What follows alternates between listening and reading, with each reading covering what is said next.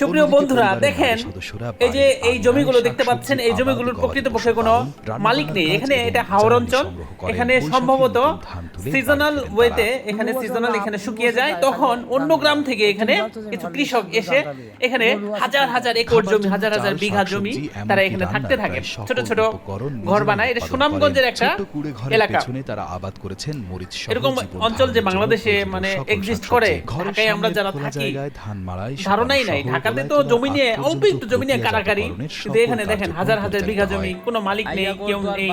আপনিও যে ইচ্ছা করলে ওখানে থাকতে পারেন। এরা এসে থাকে, ছোট ছোট ঘর বানিয়ে থাকে। দেখেন এদের লাইফস্টাইলটা দেখেন কি উন্নত মানের।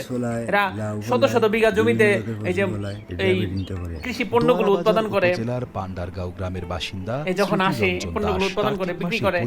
এদের দেখেন দেখেন কি পরিমাণ জমি এখানে তারা মানে গরু উৎপাদন করে। প্রায় 14 বিঘা জমিতে